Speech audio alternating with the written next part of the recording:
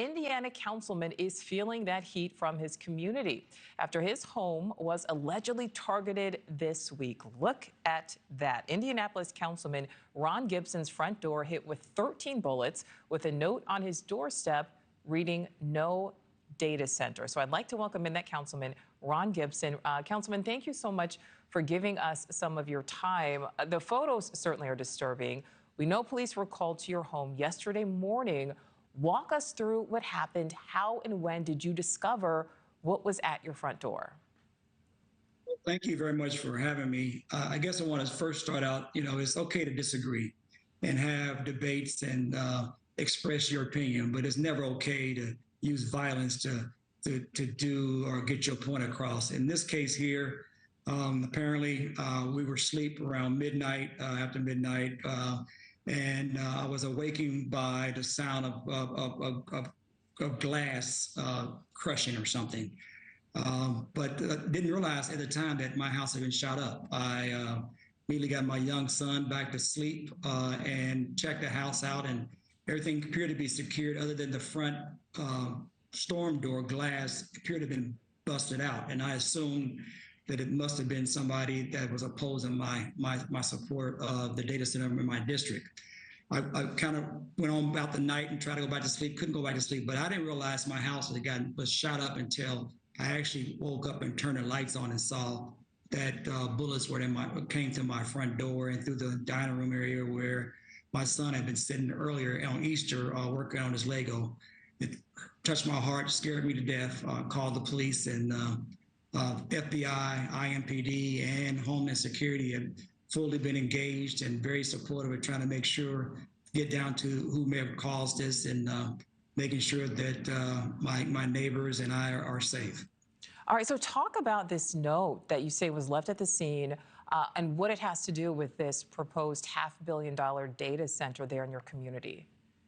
Yeah, apparently they left a note. It was wrapped in plastic, I assumed had fingerprints or something. But yes, it appears that they put the note down and stood in my front yard and near my front door and fired into the house. I know you reported 13 shots, but the FBI says it was actually 15 shots that came into my house. But yeah, it's obvious that they oppose the data center. In the case of the data center I'm supporting, it's much different than the other data centers that are going up in other parts of the country. This data center is responsible in terms of what they will do in terms of technology. One, it's a closed loop system, so it's not used in continuous water. Got an agreement from them that they will, in writing, that they will uphold and pay 100% of the utility costs and make sure none of that rolls down to my constituents. In addition, there are financial incentives and jobs and construction jobs and union labor. So it certainly helped my area, which is somewhat blighted, move to opportunity. Well, and I know that this has to be such a terrifying incident for you and your family, Councilman. This happened overnight. And I know some people would wonder, well, why were police not called until the next morning at around 9 a.m. local time? But you're saying you didn't realize bullets had actually shattered, that is what had shattered the glass. That is what had gone through the door. That's correct, Nichole. When I initially thought somebody just bust out my storm door. And I never turn the lights on in the house. I'm a kind of guy that lives kind of open. I mean, I don't have curtains, so I could actually see in my house. Plus, I didn't want to turn the lights on and let you know that I was actually in the house. So, but I examined my entire house and saw that the house was totally intact, and there was nothing, no broken glass or anything inside the house. But when I looked at the storm door, I realized that it was busted. But I thought they banged on it and busted it. I did not realize my house had been shot up until I actually had the morning and turned the lights on and saw it, and my heart just dropped. And I made sure that I got my son off to school before I called the police. I didn't want to traumatize him. My son really doesn't know that this happened. I've shielded him all the way through it. He's starting to pick up pieces now as he sees the police in front of the house and signs of the bullets coming into the house. But I did all that for my son's safety. I wanted him to still feel safe in his own home. And so I did not call police until I got him off to school. So how have your fellow council members, how have other city leaders reacted to this? They're scared. They're shocked. They're appalled by it. It's bipartisan support. Both sides of the aisle are just wonder why would people go to this level of violence to get their point across. It's scary, and we all know it. Security's elevated at all ends of everything that we got going on, including we were in sessions last night, and the whole building was secured, and officers were displayed, and making sure that only people got into approved areas where they should be at. So hats off to the Marion County Sheriff, Indianapolis Metropolitan Police Department, and others, FBI and Homeland Security, trying to make sure everyone's safe.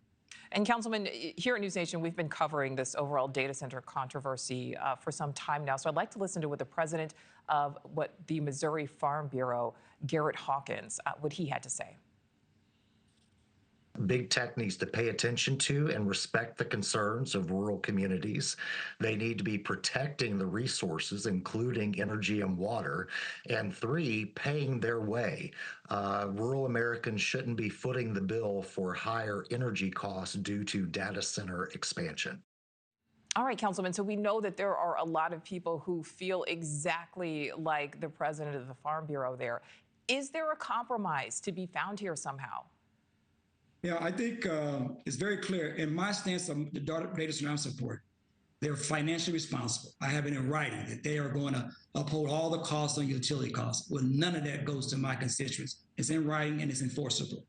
In terms of being responsible to our environment, theirs is a closed loop system, so they're not continuously pulling for water.